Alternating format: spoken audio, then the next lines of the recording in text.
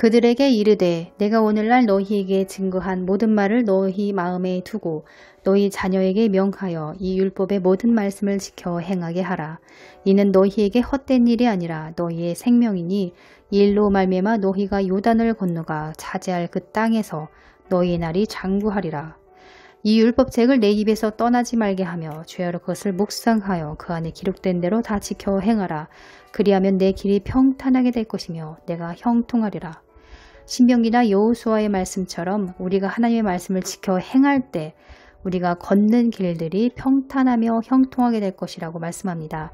또한 그렇게 행할 때 그 말씀이 생명이 되어 나를 지켜준다고 말씀합니다.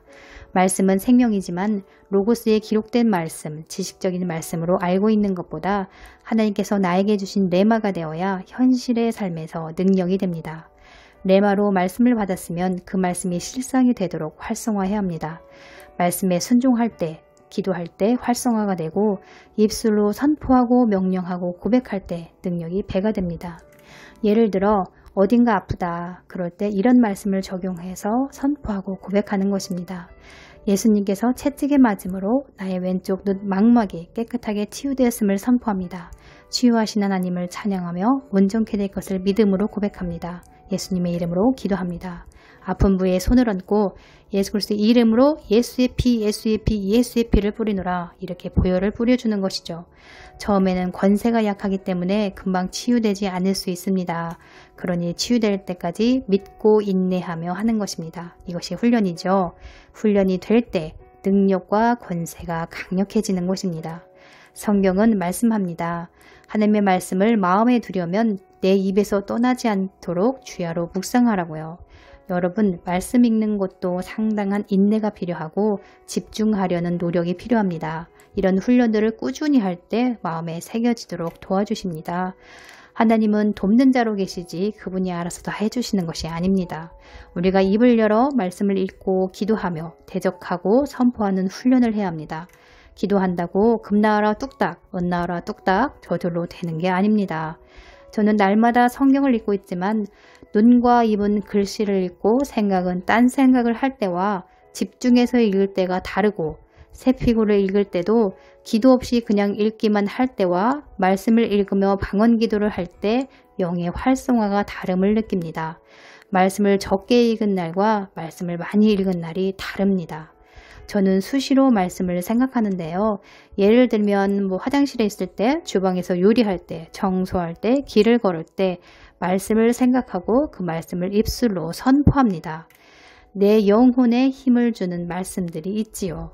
이스라엘이여에 각자의 이름을 붙여서 철수야 영희야 너는 행복자로다. 여호와의 구원을 너같이 얻은 백성이 누구뇨? 그는 너를 돕는 방패시오. 너의 영광의 가리시오. 내 대적이 내게 복종하리니 내가 그들의 높은 곳을 밟으리로다. 여호와는 나의 목자시니 내게 부족함이 없으리로다. 그가 나를 푸른 풀밭에 누이시며 쉴만한 물가로 인도하시노다. 참으로 힘이 나고 위로가 생기지 않습니까? 말씀을 통해서 위로받는 것입니다. 말씀을 통해서 힘을 얻는 것입니다. 이렇게 하는 것이 내 입에서 떠나지 않게 하는 훈련인 것이죠. 혼자 셀프토크 할 때도 말씀을 대입해서 잘못된 생각들을 말씀 앞에 내려놓는 훈련을 해야 합니다. 그러려면 말씀을 읽어야 그 말씀대로 내 생각을 내려놓을 수 있겠죠. 예를 들어 원수가 미울 때 비난 판단 정죄하는 게 아니라 그래 원수를 사랑하고 그를 위해 기도해 주라고 했지 이렇게 말씀을 떠올려서 그를 위해 기도해 주는 것입니다. 이것이 말씀 앞에 나를 내려놓는 것입니다. 미워했다면 곧바로 회개해야 합니다. 악한 영이 마음으로 들어왔기 때문입니다.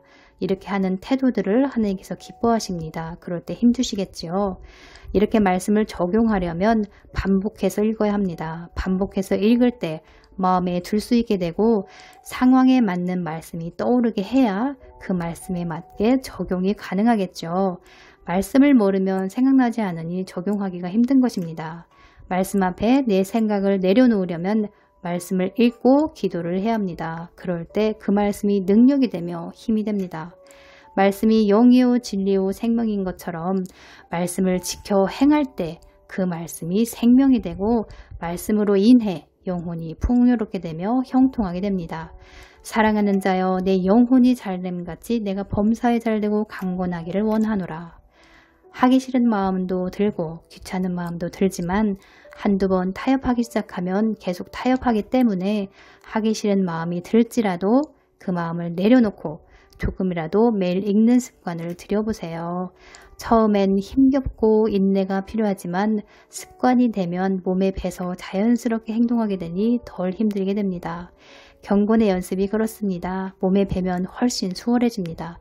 그 전까지는 인내해야 합니다. 자기 자신과의 싸움이죠. 이 싸움에서 이기냐 지냐, 이긴 자가 되느냐 진 자가 되느냐, 그런 것입니다. 말씀을 읽는 것도 그분이 말씀이니 하나님을 만나야 한다는 간절함과 갈망이 있어야 인내하며 읽을 수 있겠지요.